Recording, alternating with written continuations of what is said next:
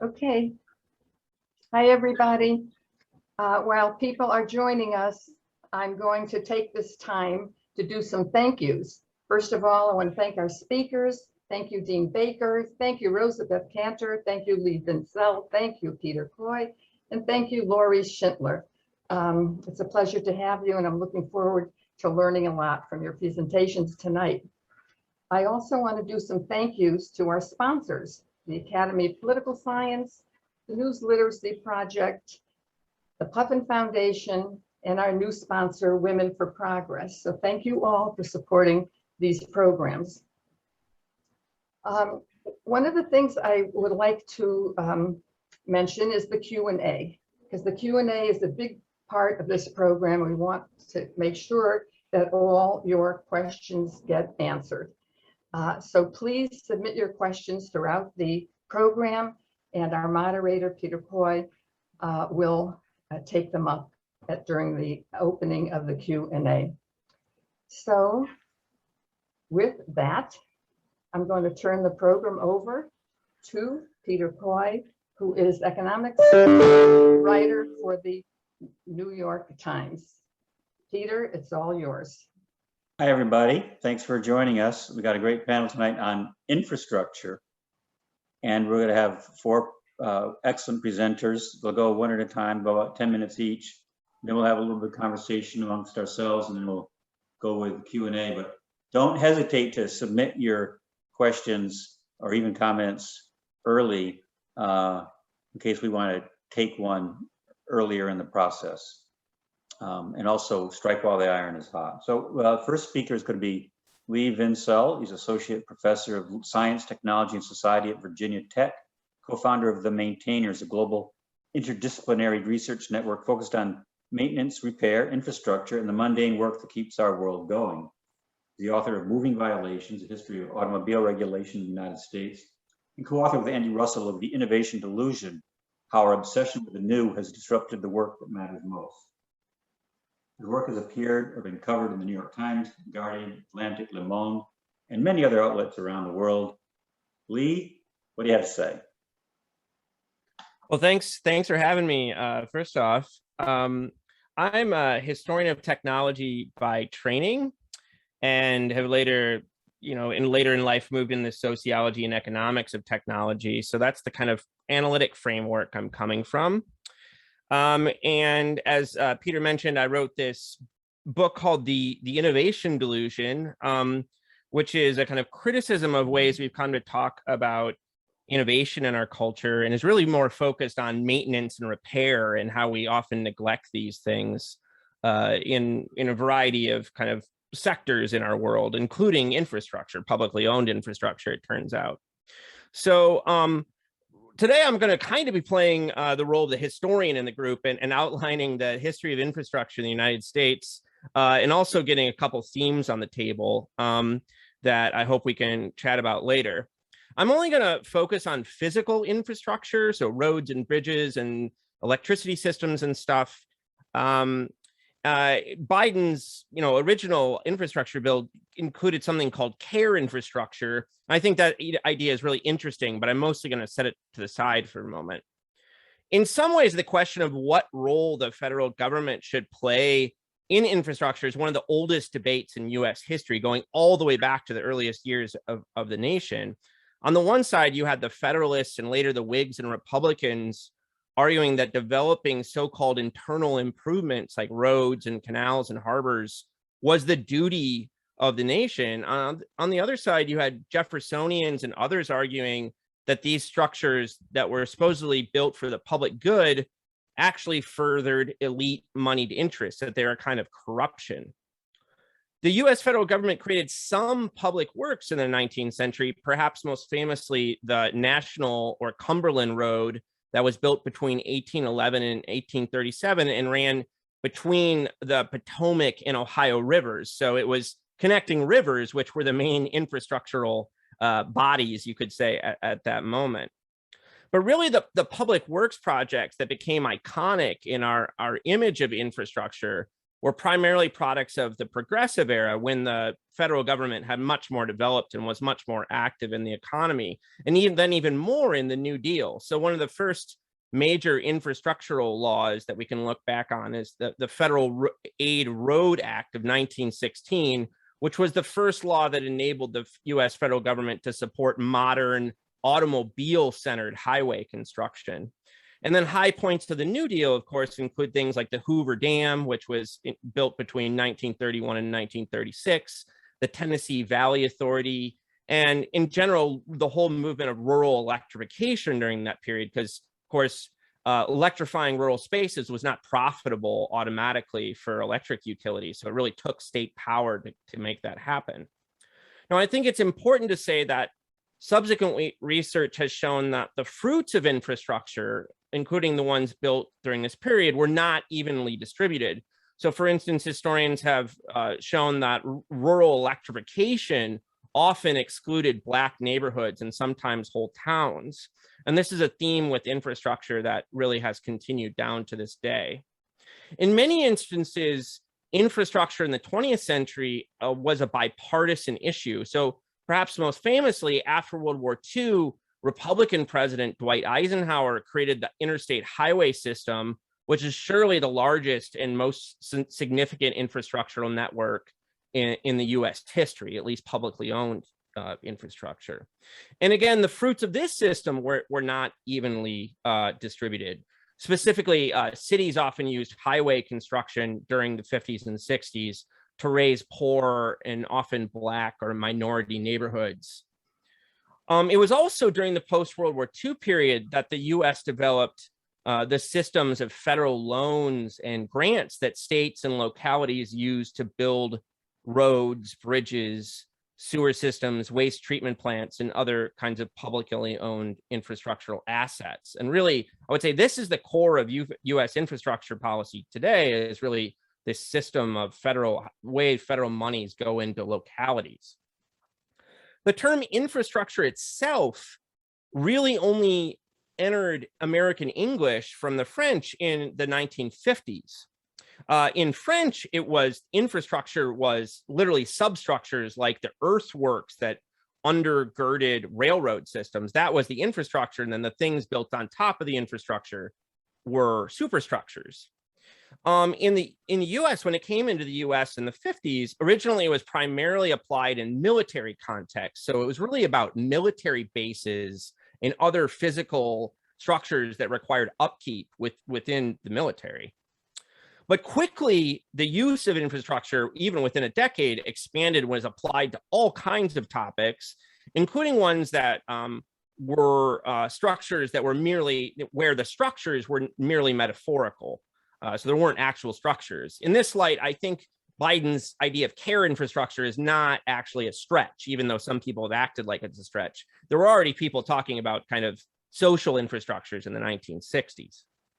Now, in my own research, I found that by the 1980s and 1990s, infrastructure became the subject of a series of reports focused on how governments at the federal, state, and local levels were failing to maintain and repair already built structures. Now, largely this is because the economic doldrums of the 1970s had cut into tax revenues, but it's also just about low growth and other kinds of problems the US was encountering and in some ways has still been dealing with. So there's a freely available tool online. Some of you will already know it. It's called Google Ngram. And what you can do is go plug in words or phrases, and it shows you word uses over time. If I was to show you a Google Ngram for the phrase crumbling infrastructure, you would see that it comes out of nowhere around 1980. There's just like a cliff face. You would just run into a cliff in 1980. And it continues, it goes up and down from there. But it's really, that's the moment we enter the period of the discourse of crumbling infrastructure. And the theme of the US failing to maintain public infrastructure has been a kind of running theme and joke. You can think of like Night, comedian, talk show host at night making jokes about crumbling infrastructure. And of course, we can also think about like the American Society of Civil Engineers infrastructure report card, which began in the late 80s. And, it starts every 3 or 4 years since the late 90s, they've issued an infrastructure report card, and the US is always doing really terrible at infrastructure. It's always like a D+ or a C- or something like that. Now, Chuck Marohn, the head of Strong Towns, an organization that advocates for cities being financially sound, has argued that part of the problem is that in the post-World War II period, municipalities especially have been able to get below market rate loans and grants to build infrastructure with the promise that they, the municipalities, agree to maintain those things forever. And when we drill down into those cities' tax bases, however, we find that they often don't have the tax revenues to pay for upkeep.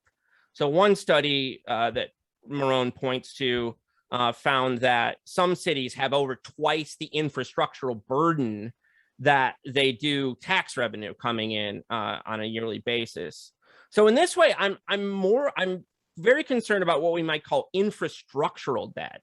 I'm much more concerned about than I am actually about federal debt, which I think is probably less of a problem than many people have claimed for a long time. And for this reason, I think there are all kinds of reasons to modernize some infrastructure systems, especially in pursuit of goals around climate change and other important social issues on our table. But I also would like to see more focus in the Biden infrastructure bill on maintenance of the systems that we've already built.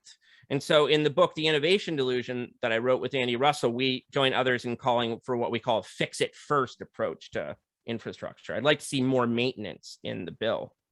And finally, recent research by my colleague Daniel Armanios at Carnegie Mellon University and his various co-authors have found that the racist legacy of American infrastructure continues very much.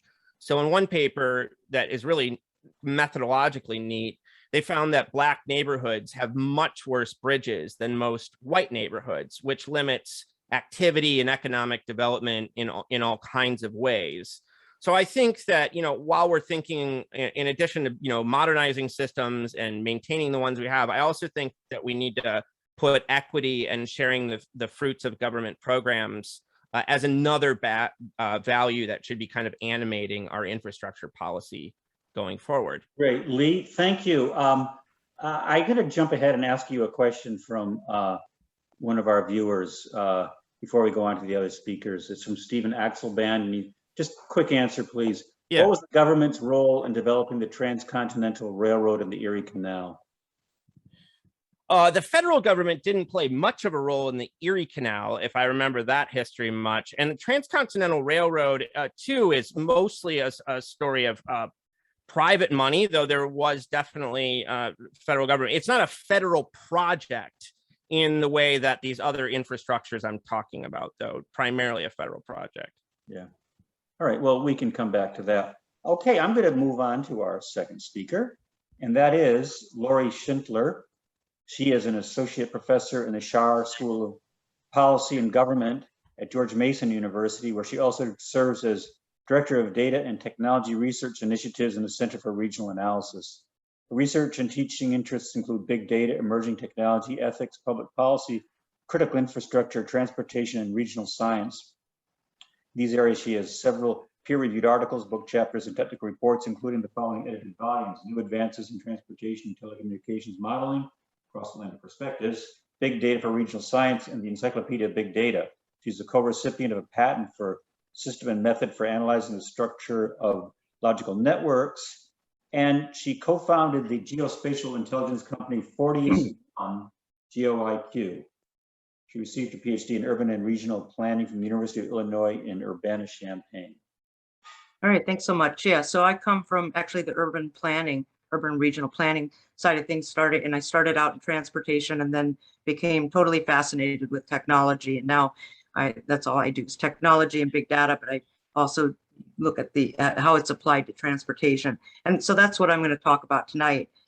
So when we think about transportation infrastructure, we think about the physical structure, the roads, the bridges, rail, and the vessels, the cars, the trucks, the planes, as well as the people and goods moving from one place to another. But there's also an invisible side to all of this.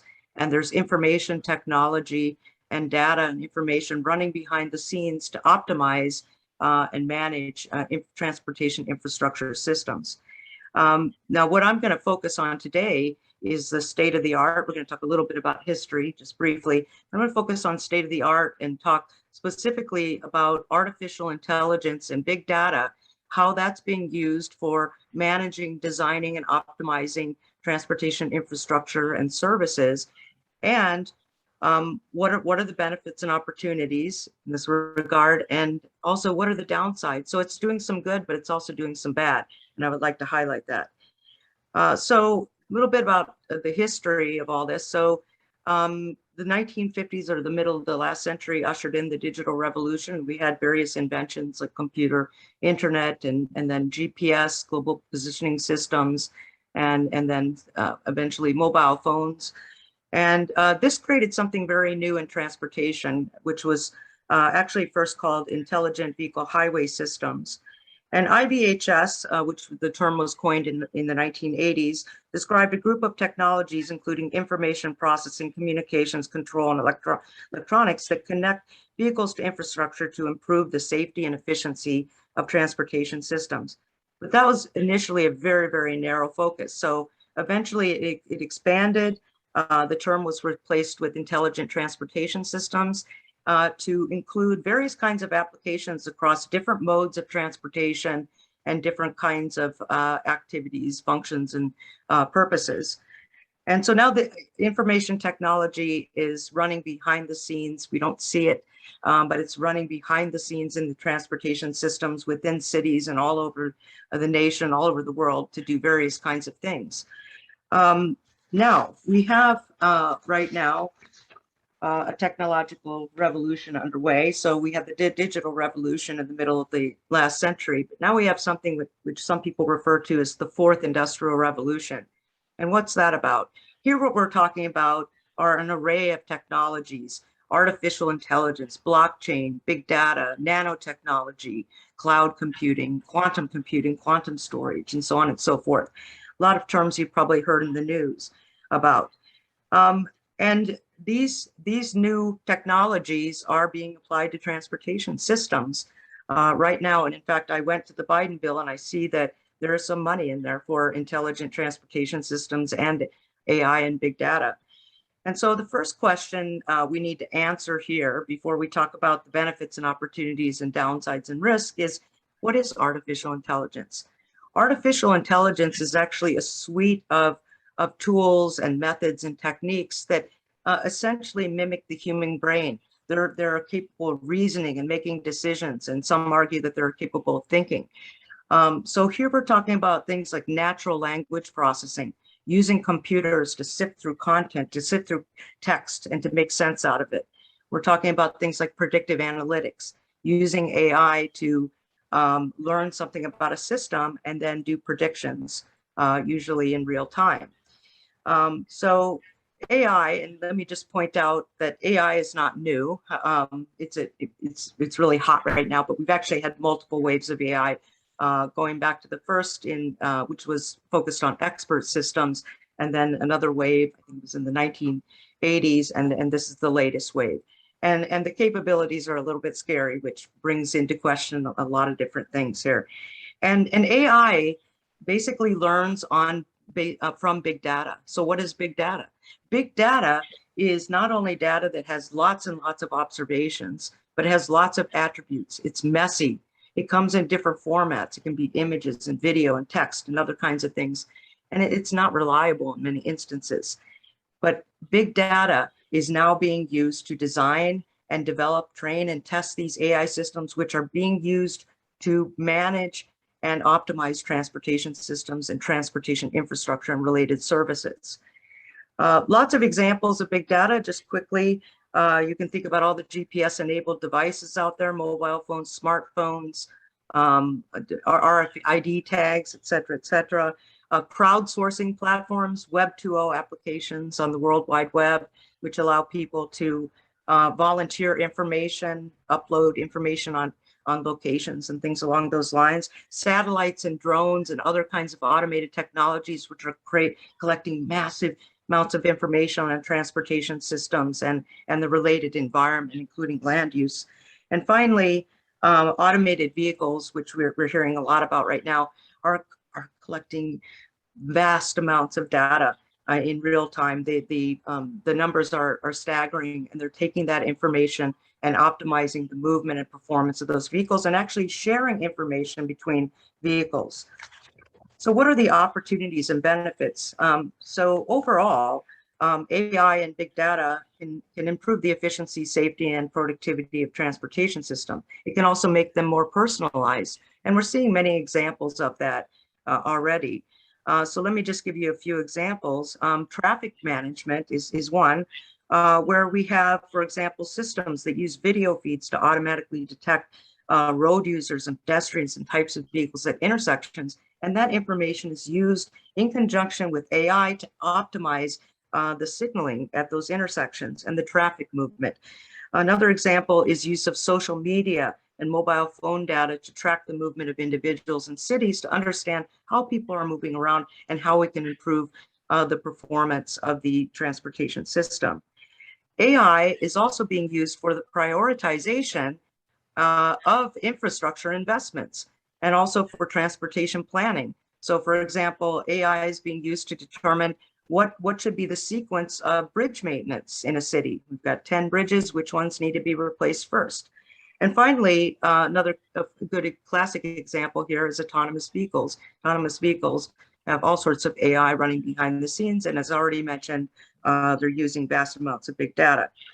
So finally, what I want to point out is, while we see these benefits, and there's a lot of potential here, there are some downsides and risks that we all need to be aware of.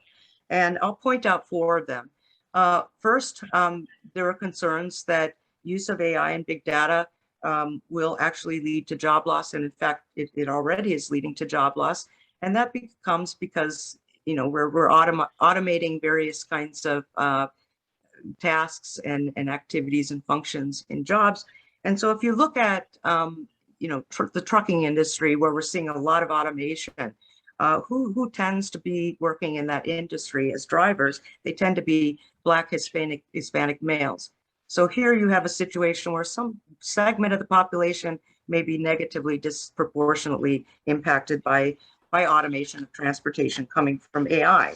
The second point is privacy. Much of the data that's being collected and used for the AI systems is very detailed down to very refined temporal and spatial resolution. It contains personally sensitive information about where people have been, at what locations, and at what points of time in the day. Third, we have something called algorithmic bias and discrimination. And that's a problem across the board with AI. One of the concerns here is that AI is notoriously biased. And there are a couple of issues here. One is that oftentimes the data that's fed into the AI systems, the data that the AI systems are using to learn from, are biased in the first place. And we see that, you know, with all sorts of types of big data. The other issue here is that if you are developing an AI system for some sort of phenomena that already has inequalities or inequities, the AI system can actually learn them. And so there's a danger here in terms of that. And finally, we have increasing presence of the private sector, and in particular tech industry, in the management and design of infrastructure. And, you know, they've been there, private sector has been there for a long time, but the concern right now is that they are actually the ones who are designing the AI systems. And the big issue here is that the values that are encoded in those AI systems may not be those that are associated with social good or associated with the public sector. So some of those are the main concerns. And thank you very much. Lori, thank you very much for that presentation.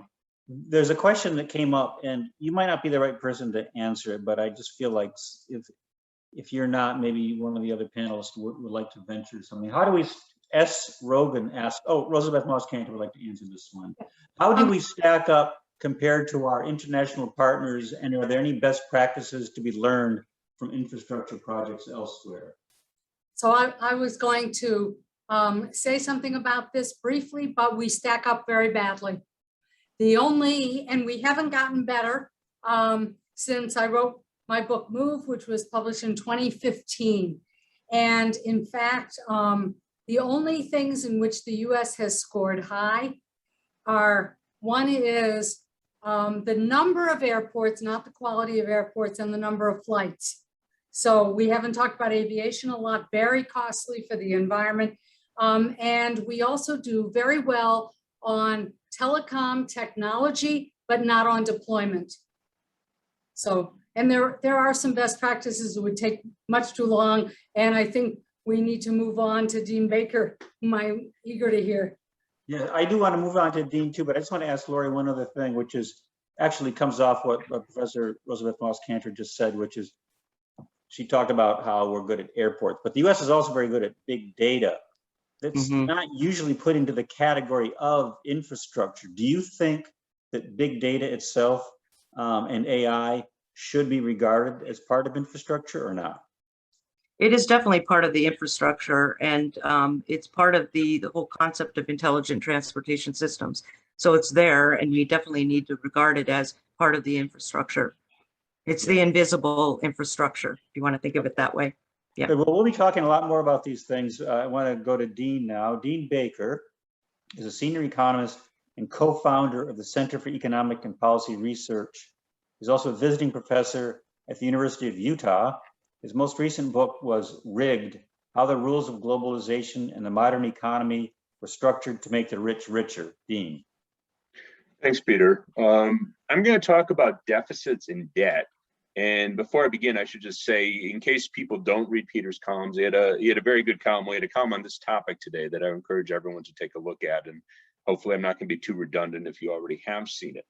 So what I want to do first off is clearly distinguish between deficits and debt, because I find a lot of people, including sometimes people who are reporting on it, do confuse the two, and they're important distinctions. I'll focus mostly on the debt because what I'm going to say is, at least for the time being, deficits really are not a big issue.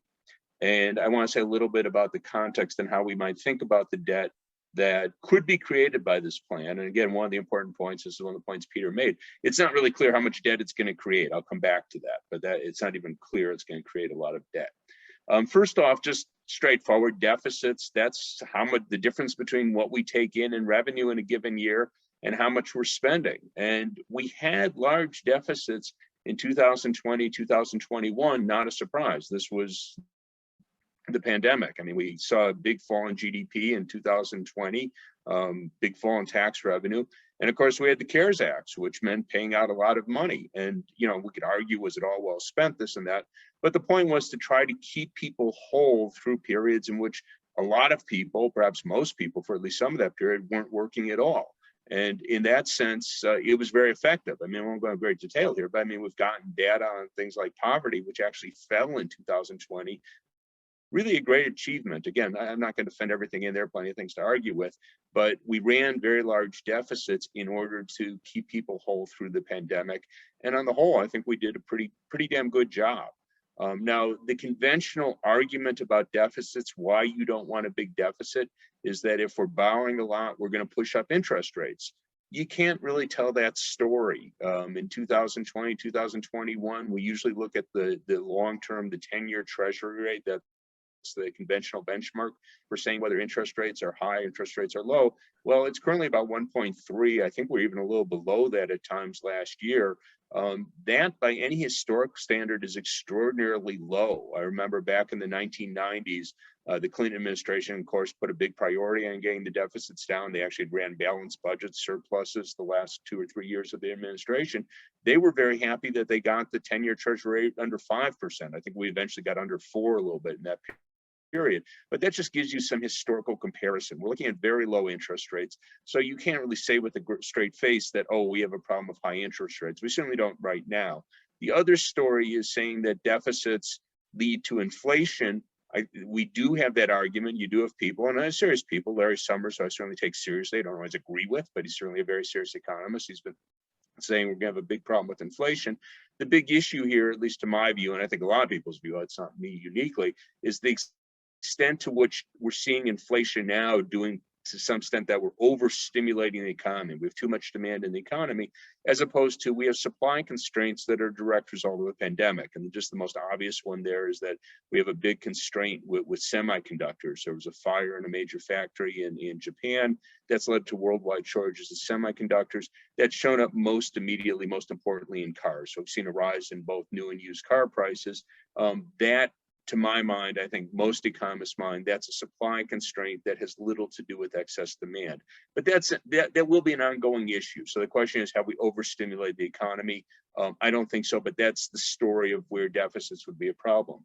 Now, the question of debt being a problem is whether we're creating too much of a burden with the debt. We have a large debt, I should know the exact number, but we're somewhere around 23, 24 trillion. That's a big number, no doubt about it. It's a little larger than the economy, large by historic standards. So the question is the service on the debt? How much do we have to pay in interest on the debt? Is that going to be a big deal? Currently, it's very hard to make that case. Our debt service is roughly 1% of GDP. There's some complexities in measuring that, but I'll say roughly 1% of GDP. It was about 3.5% of GDP at its peaks in the 1990s. And I'll just remind people who may have forgotten, 1990s was a very prosperous decade. So the idea that the service on the debt is a big deal or is about to be a big deal, that's very, very hard to say. Now, question is, okay, so this is before President Biden's infrastructure package, before the reconciliation package. What will the debt look like then? Well, again, the point that I and Peter made very well in his piece, it's not clear it's adding very much debt. So the infrastructure package that has some smoke and mirrors, but it does not add very much debt. I'll just say that. I mean, we could argue how much. It's not zero. It's not a lot. The reconciliation package, that's very much in the air what it's going to end up being, but what's been talked about is 3.5 trillion. Again, you have people like Manchin Cinema that want to whittle that down. We'll see where that ends up, but that comes with pay-fors that they're talking about raising tax revenue likely over 2 trillion. Again, I don't know if they'll get that, but that's what they're talking about. They're talking about saving perhaps $500 billion on prescription drugs. Again, will they get that? I have no idea, but let's just say they add 1 trillion to the debt.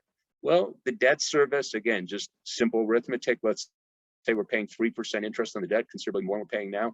That's 30 billion a year. That's about a little more than 1/10 of a percent in GDP. That's not going to be a big burden on our kids.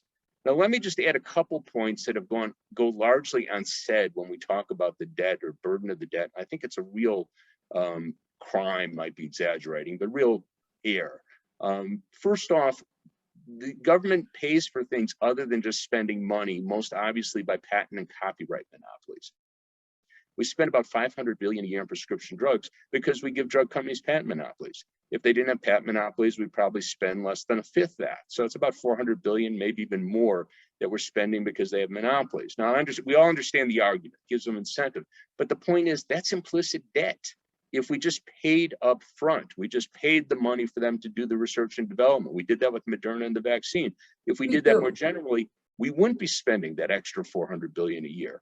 So my point, just in laying that out there, not to have a big argument about best way to finance prescription drug research, this is a form of debt. This is a burden on the future that we don't count, and that's just not serious.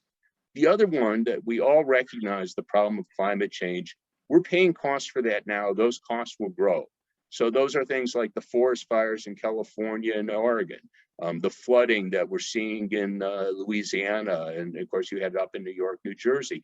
Those are big costs that are going to be paid year after year after year if we don't address climate change. So the idea that somehow we're creating a burden on our kids if we were to spend money improving the infrastructure, reducing greenhouse gas emissions, and oh my God, they're going to have to pay interest on that, but we don't create a burden on our kids if we give them an economy where they're going to be paying tens of billions, perhaps hundreds of billions to deal with the fallout from climate change. That's just not serious accounting. So long and short, again, there's a lot we don't know about how much debt we will actually be adding if these plans go through. But to my view, it's very hard to see that as a serious issue, particularly given the severity of the problems we face. So I'll stop with that. Thanks, Dean. Janissa Brunstein, I'm not going to read this whole thing, but it's more of a comment than a question. She just writes, the USC's infrastructure is an embarrassment compared with great powers such as China, Japan, and Europe. She also says that the amount of money used in Afghanistan and Iraq could have been used to repair the infrastructure and build new. I want to invite other people in the audience to ask questions. We have one more presenter now. Roosevelt Moss Cantor holds the Ernest L. Arbuckle Professorship, Harvard Business School, specializing in strategy, innovation, and leadership for change, for strategic and practical insights, guide leaders worldwide through teaching, writing, and direct consultation to major corporations, government, and startup ventures. She co-founded the Harvard University-wide Advanced Leadership Initiative, guiding its planning from 2005 to its launch in 2008, and serving as founding chair and director from 2008 to 18, as it became a growing international model for a new stage of higher education, preparing successful top leaders to apply their skills to national and global challenges. Author or co-author of 20 books. Her latest book, Think Outside the Building: How Advanced Leaders Can Change the World One Smart Innovation at a Time, has won a number of accolades. Professor Cantor.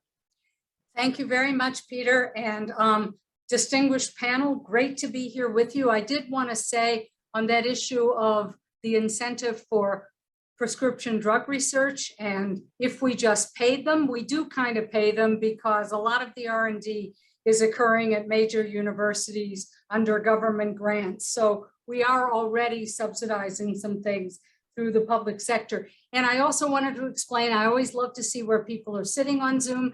I am in my personal Zoom studio. This is the Harvard Business School virtual background that you are seeing.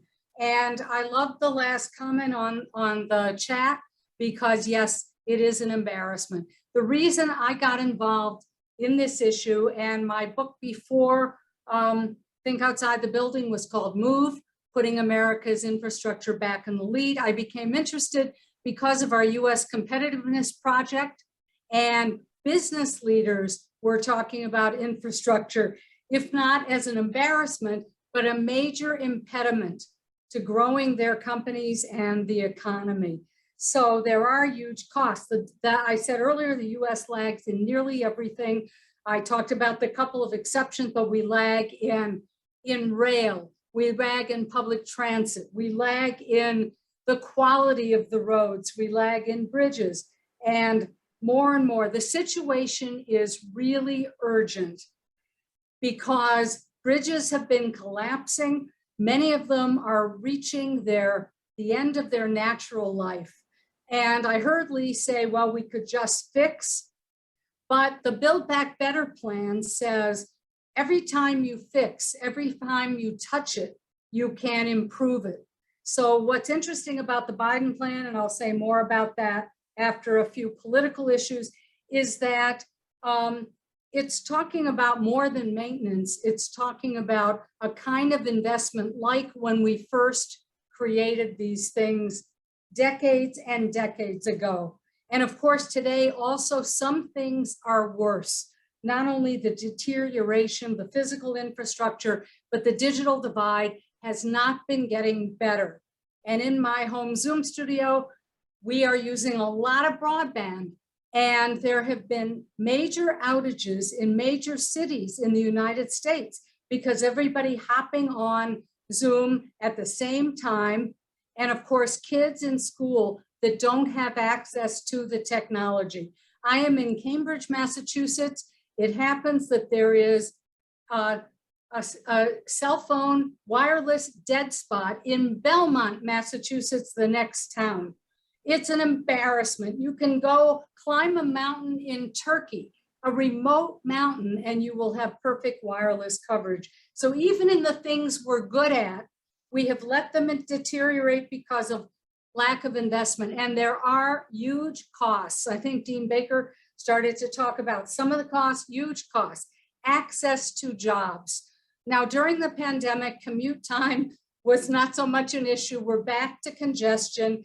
Congestion is a source of enormous lost productivity. Those hours, it's not just your commute time, it's the hours stuck in traffic. Seattle, Washington is one of the worst in the country. And then the air you're breathing because of the pollution from cars that are idling.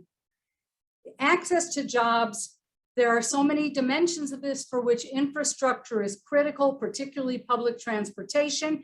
The people who we would like to hire, we have a labor shortage. The people who are so-called essential workers that will take the lower wage jobs to help in restaurants, with grocery, in grocery stores, et cetera, often live in places that have no public transportation and they can't afford cars. And they are also parts of cities that tend to blow up, which is another set of costs. Then from automobiles alone, injuries and deaths are a huge cost to the economy. And then of course, health. If infrastructure is making us sick, we have to do something about it. And water infrastructure has been making people sick all over the state of Michigan. So in the United States, it is an embarrassment. I agree with the person who said that. So I want to talk a little bit about the politics, because I can't go through all these issues. I want to talk a little bit about the politics of it, because that's where we're stuck.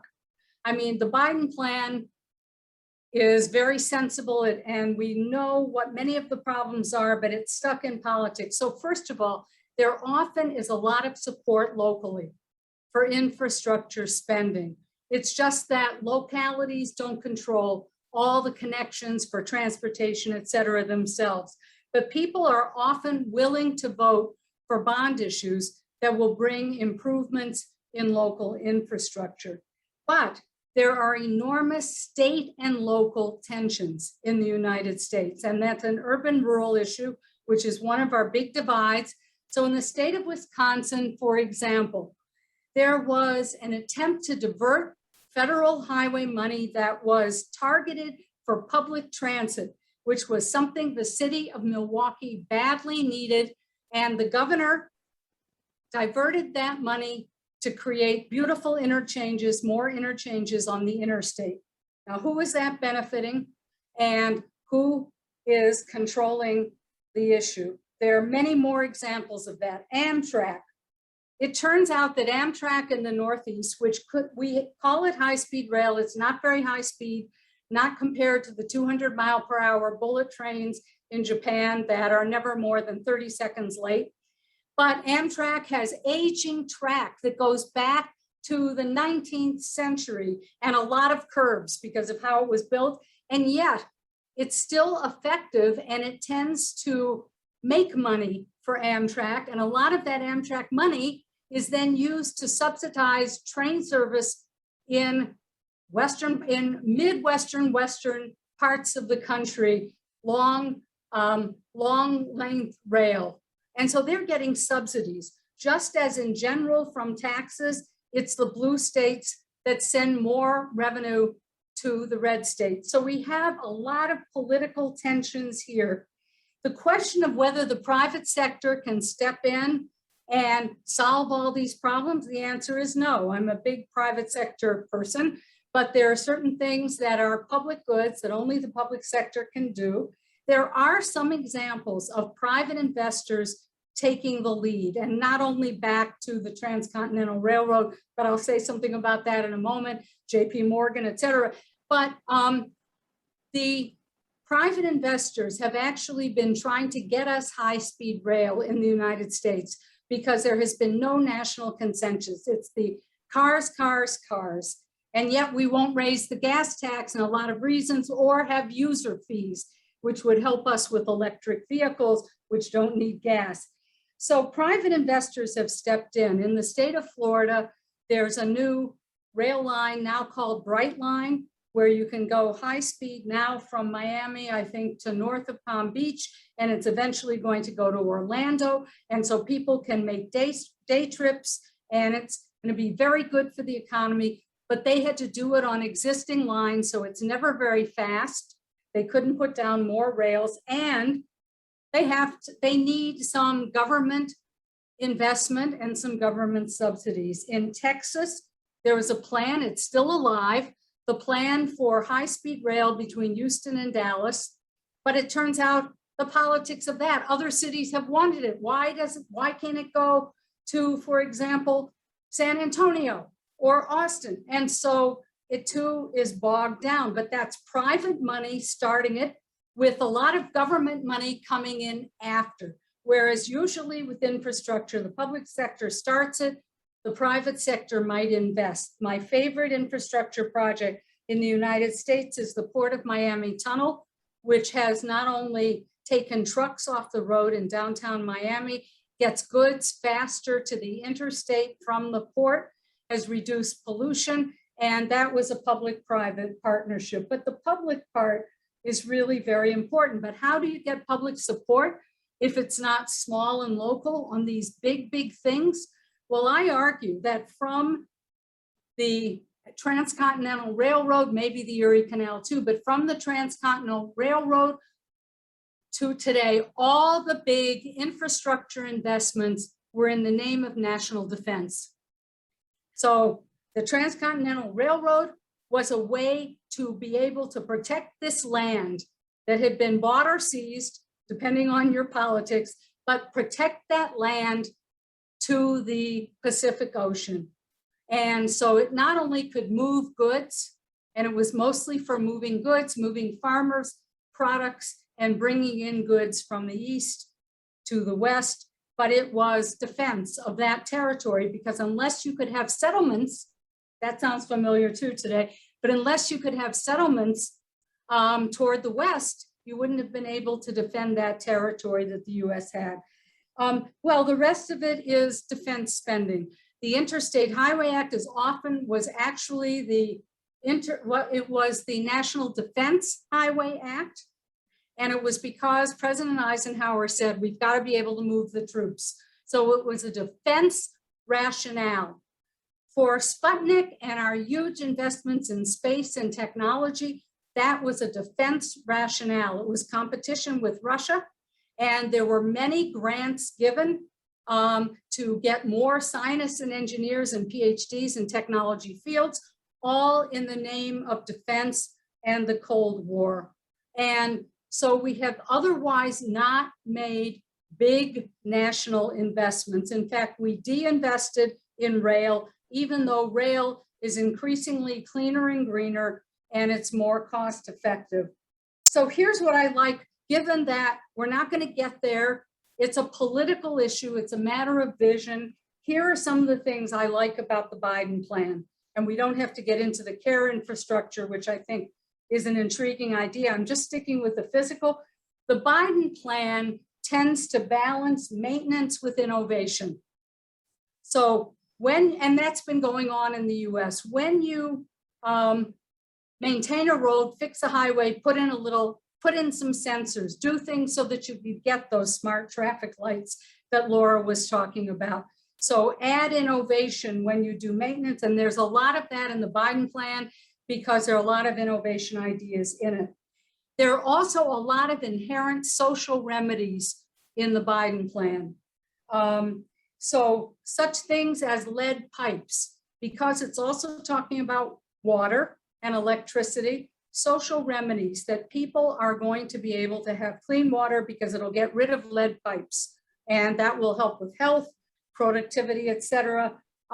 Internet, very big in the Biden plan. It also balances modes of transportation. So I have talked to my favorite train advocate in Congress who has said, oh, not enough for rail. But in fact, there's rail along with the disproportionate amount going to highways, because that's what we do in the US. There's a very big emphasis on green and digital.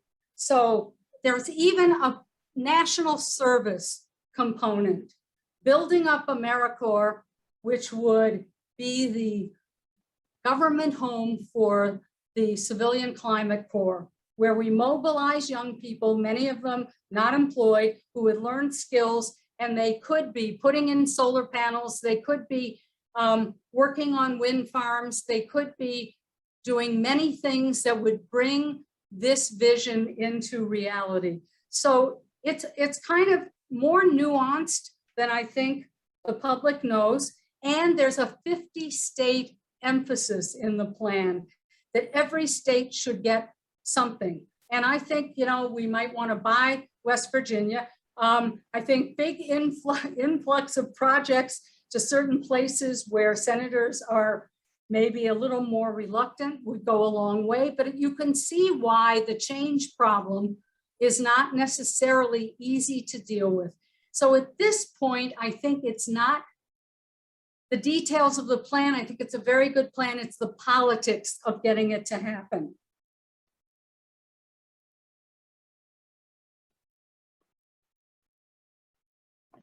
Peter, Thank you you're very muted. much. Yes, I'm off mute now. Thank you very much for that presentation.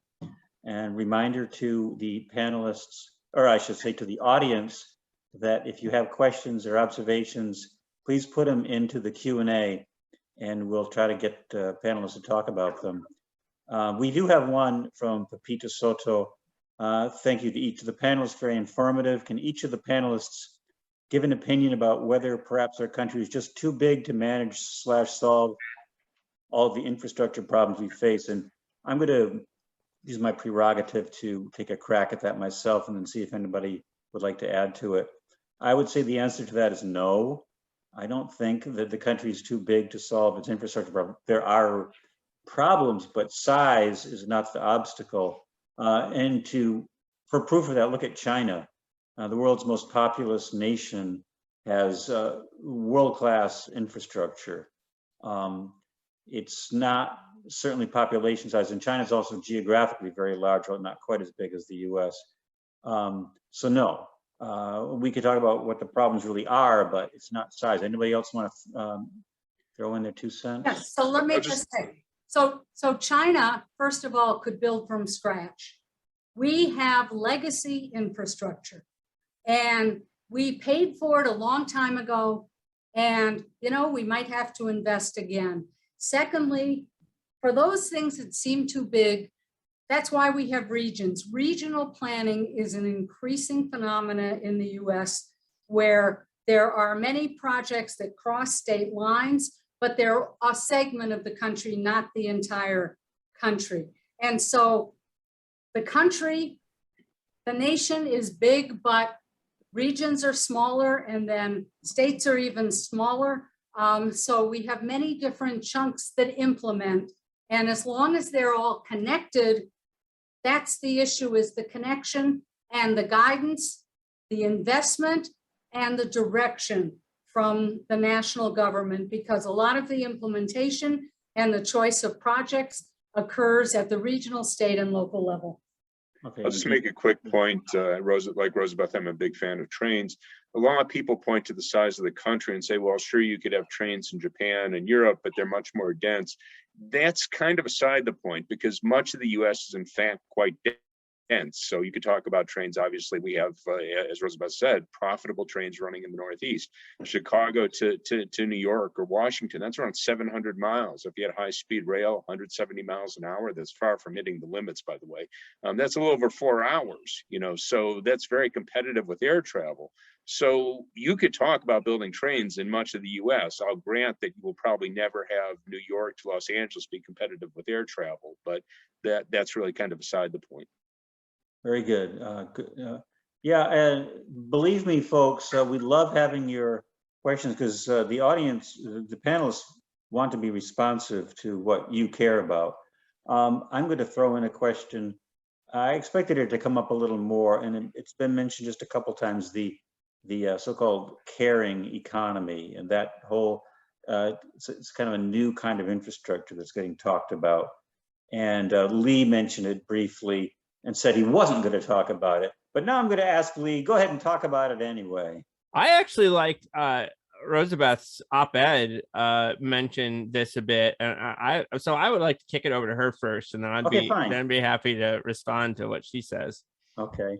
Okay, well, just briefly, a structure a system that's organized, that's in some ways what infrastructure is. It's the background system that's organized enough that you can make something happen. So people somehow have to fumble to get care, and yet it's such an important need to be able to go to work as well as keep people healthy. We care about lives here, not just the economy, quality of life.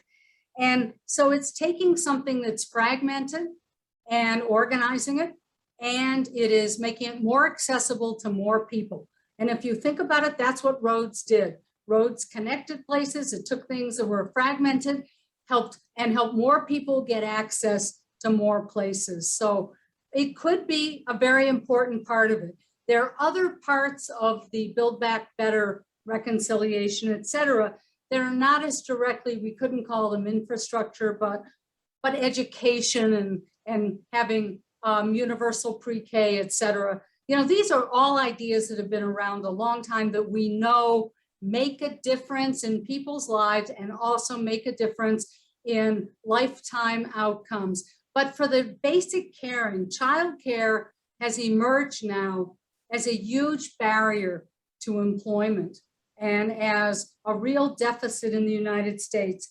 And if we're going to compare ourselves internationally, Scandinavia, the Nordic countries, which get the highest marks along with Bhutan for happiness and ideal societies, have long understood the importance of an infrastructure of care so that people had access to caregivers as well as access to formal health systems and formal education systems. So Lee, back to you. No, I think that's great. I totally agree with that. I mean, you know, but I'm in favor of bundling it. Whether it's politically efficacious to bundle it is another question, because we saw the way the Republican politicians reacted to it. They were really pushing back on the fact that this is infrastructure. And I think the other place where we're going to see, you know, questioning and pushback is the way that economists and kind of you know, the Congressional Budget Office and others respond to it. Peter, you might have written about that in one of your pieces. And Dean, I've heard Dean talk about, you know, we know that public investment in infrastructure is, you know, it pays back in dividends. It, you know, and so it's great in that way. Whether we would see the kind of direct payback in from this care spending is a question I know economists are asking. So, I mean, that's another place where I think it gets pretty complicated. Yeah, a couple points I'll just say in the Congressional Budget Office, or how these things are scored. Public investment is productive, and there's been a lot of research on that over the years. I can't say I've been up to date, so I'm sure people have written some things in the last 5 or 10 years I've not seen. But the Congressional Budget Office acknowledges, I've had some conversations with people there probably about 4 or 5 years ago, and they say that they recognize that they understate the productivity of public investment. The reason why that's important, of course, is that when we look out, you know, you typically don't have, you know, payback next year or the year after. This is 5 years out, 10 years out. Obviously, if you're building a, you know, high-speed rail, whatever it might be, it's not built overnight. It takes a while to get the full dividends of that. But they recognize that they have been understating that. I don't know the extent to which they've changed their models. They do have some incorporate some productivity effect. But the other point on the care issue, you know, and this gets back to the points both you and Rosbeth made, we know we've seen a big, I shouldn't say fall, we've fallen in our women's labor force participation rate relative to other countries. So if you go back, say 30 or 40 years, we're near the top. I think the Scandinavian countries were already ahead of us, Denmark and Sweden, Norway, but we were ahead of France and Germany, but we've fallen behind them. And even Japan, I'm saying even Japan, because it's a, well, we're all sexist, but they're more sexist, I think most people would agree, than the United States. They have a higher women's labor force participation rate than we do. And that's, you know, I'm not going to say exclusively the lack of access to care, but that clearly is part of the story. And that would be a fairly quick payback. So in other words, if we can get another, you know, 1, 2 million, 3 million women being able to work or work part-time rather than not at all because they don't have access to childcare, that would be a really big deal where we'd see an economic impact. And of course, good for the kids. And obviously good for women if they want to continue their careers, but they can't do it because they have to care for kids. Yeah, great. We got another great question from an anonymous attendee, and I want to put this one to Lori. The question is, cybersecurity seems to be an increasingly vulnerable issue for many sectors in the US. How do infrastructure improvements take this into consideration? And when you answer, can you tie in what you were talking about with big data and AI? Yeah, so cybersecurity is a huge concern, and it's certainly a concern with transportation systems, with information technology being increasingly woven into the infrastructure to do various kinds of things. So that that is something that let me think about this for a second. That yeah, when we think about big data and we think about AI, we need to be thinking about how something like a cyber attack. Very good example of what I'm trying to say here is autonomous vehicles. And there are significant concerns that there would be cyber attacks involving autonomous vehicles, which would make them do things that they shouldn't be doing. So that's definitely a concern. Can you talk about what some solutions are? Lori? Yes, so solutions to cybersecurity. Well, to be very honest, I don't know what the solution is, because the way I see cybersecurity is it's sort of a spy versus spy situation. Yeah. So whenever somebody, a bad agent, develops a way to hack into a system, for example, a transportation system, then we develop responses to that. We come up with cybersecurity software, right? And then it goes back and forth and back and forth. So I have kind of a negative, a pessimistic attitude about that. I'm not exactly sure what solution is to it. Fair enough. Peter, can I tack onto that? Please. Yeah, so I mean, Andy Russell and I write a bit about this in the Innovation Illusion. We're we have a lot of friends who kind of work in the digital infrastructure and sensors world. And in general, we're really in favor of it, in particular, like using sensing the technologies to know where our infrastructure is at in any one moment. But when we use digital infrastructures to run our the physical infrastructures, which we're increasingly doing, it does open ourselves up to all kinds of risks, right? And I think that you have to kind of look at ongoing cybersecurity measures as a kind of ongoing maintenance cost that you're adding on top of the physical infrastructure. And so this is another place where we're in favor of innovating, just like Rosabeth was talking about, but we have to think about how the way we're going to kind of evolve our infrastructures are going to add to downstream costs. And, in general, I'm, like I said earlier, I'm not really worried about federal debt, but I do think thinking down the road and thinking sustainably is an important part of thinking about the next stage of infrastructure. Great. Judith Faulkner says, how can we convince people that education is a very important part of infrastructure? An educated populace is more important than ever, and that's not going to change. Before I toss it to the panel, this gets to a definitional question. I mean, I think all of us agree that education is important. Do we call education infrastructure, or do we, I mean, there's a tendency whenever you find something that's good, that's desirable, to put everything under it. The same way that STEM education became STEAM because then arts had to be part of STEM. So how do people feel about whether education is part of infrastructure? I guess I have mixed feelings on it. I mean, I guess I'd say if it sells it, great, but it's, I think it was kind of qualitatively different. Obviously we need an educated workforce to be productive. And education, I think most of us would agree is a value in itself.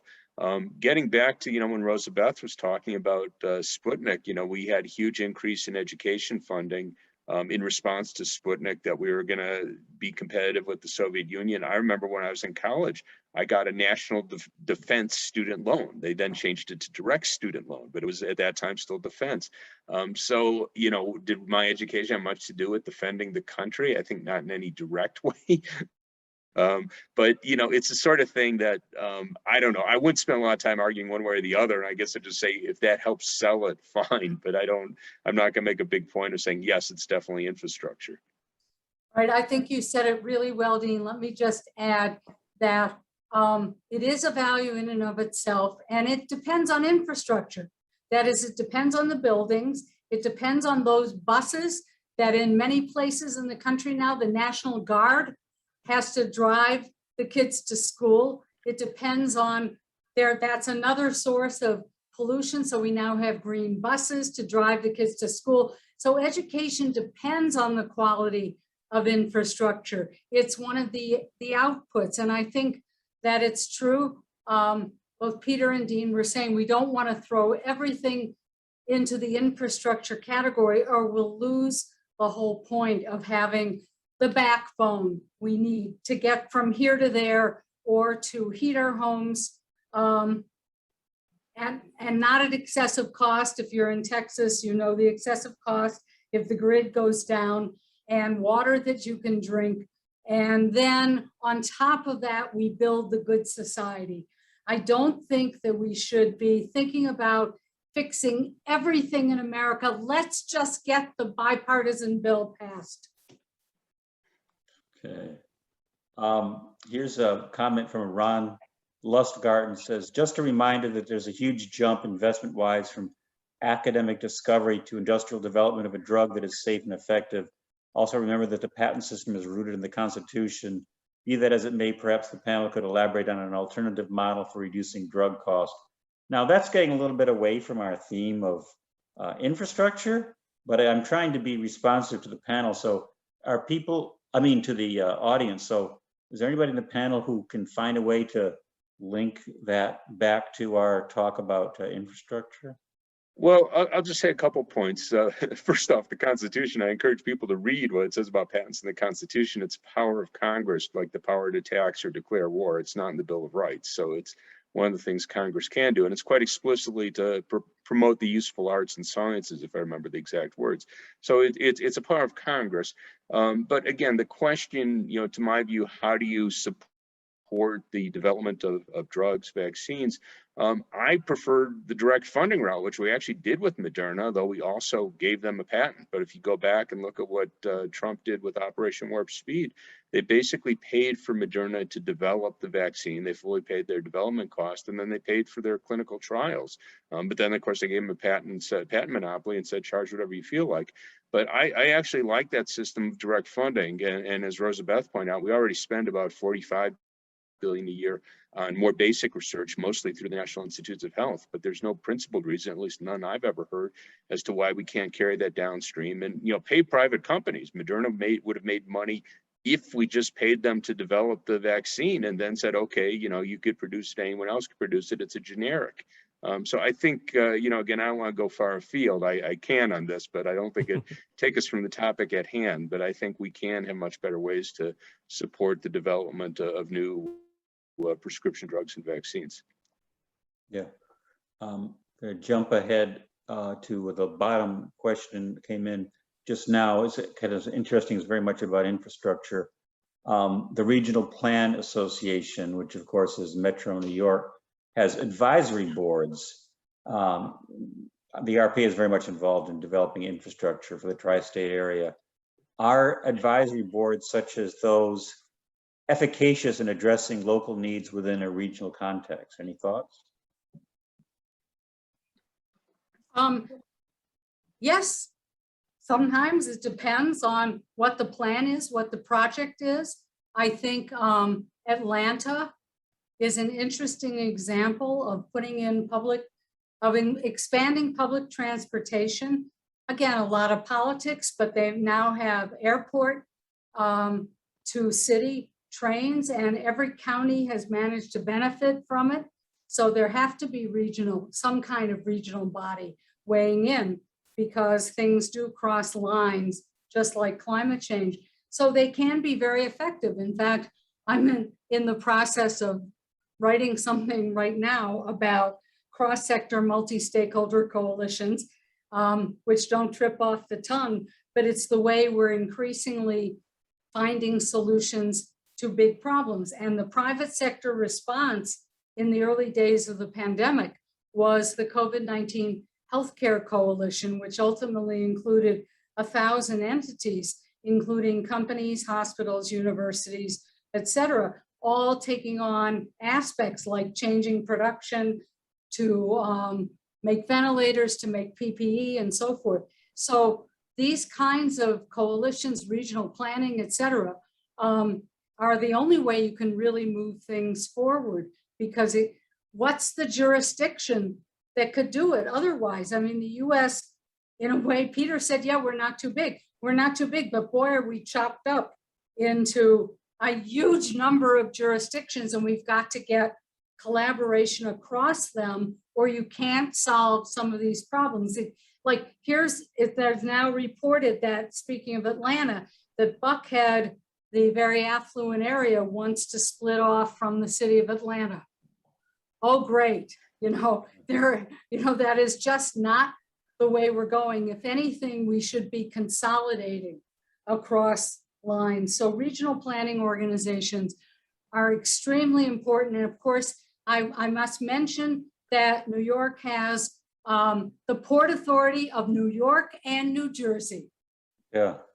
Can I stick with you, Professor Cantor, because I just been watching a series of videos about game theory, and the professor was describing that there are some cases where you have multiple equilibria, and you could get to a good equilibrium or a bad equilibrium.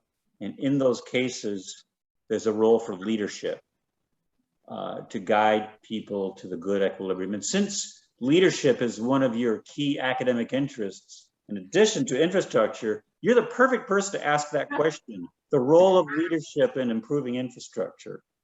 Well, I think you've just made the case for it very well. Of course, I mean, if we're going to have any kind of vision to rally people behind being willing to support it, that's what leaders do. And leaders provide a coherent vision or mission that people rally behind, that they feel is going to be good for them, and are very good at convincing people who start with other points of view from what has been publicly revealed about how the Biden administration got a bipartisan bill to begin with. It was an example of what leaders do. Leaders talk to people individually, leaders convince people, leaders listen to people's concerns and say, how do we build it in? So in fact, when I started my book Move, I said that I was taking a detour from writing about leadership. And then I realized that if we were going to do anything about big public problems like infrastructure, it was all about leadership. There you go. Perfect. Perfect. I just want to ask our boss, namely Rhoda Shermer, if she has any questions that she wants us to make sure we ask, because we're getting towards the end now, and I want to make sure we cover everything that people want to talk about. Rhoda, is anything you'd like to say? You know what? This was such a stimulating discussion. I think you covered an awful lot. Now, I think what we all want is to see this legislation successful, and let's just hope that that can happen. Maybe you want to talk about that. We didn't talk too much about the political aspect of this, but it's certainly being contentious right now. And what do you think are the options going forward? Will this vision happen? Yeah. Well, we have bills, in Congress right now, so it's a subject of horse trading even as we speak. The narrower infrastructure bill, which is the one that focuses on the hard infrastructure that the Republicans say they're in favor of, and that could probably get passed, a filibuster-proof majority. And then the larger bill, the $3.5 trillion bill that includes the care infrastructure, more climate change, more things that are more strictly democratic priorities. Nothing ever changes. Politics are always going to involve compromise. And the question now is, the debate that's going on in Washington is, does Biden pull back, Schumer and Pelosi pull back from the the whole full 3.5 trillion to try to get something smaller passed. People have any thoughts about that? I'll just throw out a few things that, probably other people have thought about or have more insight. You have a very large group of progressive Democrats, self-identified, so I'm not throwing names at them, that are saying they will not support the bipartisan package unless they get, in their, whether it's 3.5 trillion or not, another question, unless they get something they're satisfied with by way of the reconciliation package. And these are not stupid people. So the idea that, somehow, I think, well, I should say anyone assumed anyone else was stupid, but they're not going to support the bipartisan package until they're absolutely certain that something they've satisfied with in the reconciliation package goes through. So I think at this point, it kind of boils down to the people are being called the moderate Democrats and Manchin in the Senate, and then a number in the House. If they're not prepared to budge, in other words, again, what budge means is another question, but some substantial package on reconciliation, my guess is they get nothing. Because, again, I don't think the progressive Democrats have basically drawn a line in the sand, and I can't imagine them. There's many more of them, I'll just say, than moderate Democrats. So if they have to sort of say, oh, we're giving up everything because, we can't get a relatively small number of moderate Democrats to go along, I don't think they're prepared to do that. So my guess is, and this is maybe partly wishful thinking, but also I do have confidence in both, particularly Pelosi as being a very, very artful manager, but also Schumer, that they will bring people on board. And I'm sure it'll be less than 3.5 trillion, but I think you will see a substantial package for things like childcare, things like extending, say, the subsidies and the ACA exchanges, other things on healthcare. I think you will see that. Yeah, I agree with that. I think that it won't be 3.5 trillion. I think there's some room for compromise there. I think that the more this can be brought home to districts that as something that will directly benefit the people currently living in that district, the more it becomes concrete and not the huge federal numbers, the more it becomes models and demonstration projects. We know that Head Start works.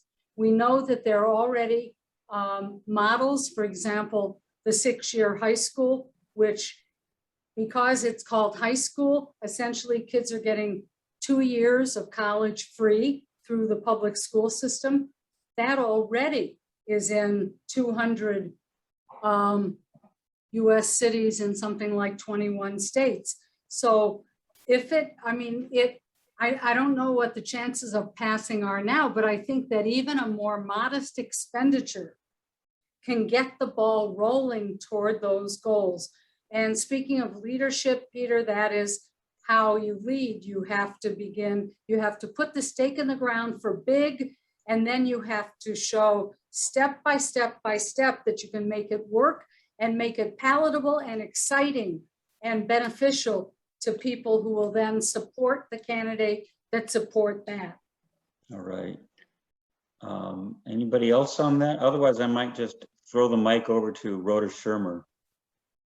Let me just throw one more thing out on the package, because I know of a lot of environmentalists, and I agree with them that we need to spend way more than what President Biden is talking about in this package.